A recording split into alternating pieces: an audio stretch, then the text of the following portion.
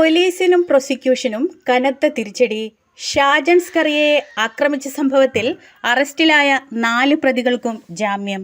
Mathews Kollappally, Tony, Shiyas, Akbar എന്നിവർക്കാണ് കോടതി ജാമ്യം നൽകിയത്. പ്രതികൾ ബംഗളൂരുവിൽ ഒളിവിൽ കഴിയുന്നതിനിടെയാണ് അറസ്റ്റിലായത്. ഇടുക്കി തൊടുപുഴയിൽ വെച്ചാണ് ഷാജൻ സ്കറിയയ്ക്ക് കഴിഞ്ഞ ദിവസം മർദ്ദനമേറ്റത്. മർദ്ദനത്തിന്റെ ദൃശ്യങ്ങൾ കഴിഞ്ഞ ദിവസം പുറത്തു വന്നിരുന്നു. സംഭവത്തിൽ കണ്ടാലറിയാവുന്ന 5 പേർക്കെതിരെയാണ് പോലീസ് കേസെടുത്തത്. വാഹനത്തിന്റെ അകത്തിരിക്കുന്ന ഷാജൻ സ്കറിയയെ ആക്രമിക്കുന്ന ദൃശ്യങ്ങളാണ് പുറത്തു വന്നത്. ഷാജൻ തടയാൻ ശ്രമിക്കുന്നതും ദൃശ്യങ്ങളിൽ കാണാം. ഷാജൻ സ്കറിയയുടെ പിന്നിലുള്ള വാഹനത്തിലുണ്ടായിരുന്നവർ പകർത്തിയ ദൃശ്യങ്ങളാണ് പുറത്തു വന്നത്. അക്രമികളെ പുറത്തുണ്ടായിരുന്നവരിൽ ചിലർ തടയാൻ ശ്രമിക്കുന്നതും ദൃശ്യങ്ങളിലുണ്ട്. മർദ്ദനത്തിൽ മൂക്കിൽ നിന്നും വായിൽ നിന്നും രക്തം വന്നു എന്നായിരുന്നു ഷാജൻ സ്കറിയയുടെ വാദം.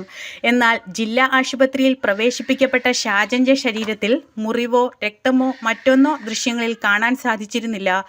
പോലീസ് വധശ്രമം ഉൾപ്പെടുത്തി കേസെടുത്തുവെങ്കിലും നിലവിൽ പ്രതികൾക്ക് ജാമ്യം ലഭിച്ചത് പോലീസിനും കനത്ത തിരിച്ചടിയായിരിക്കുകയാണ്.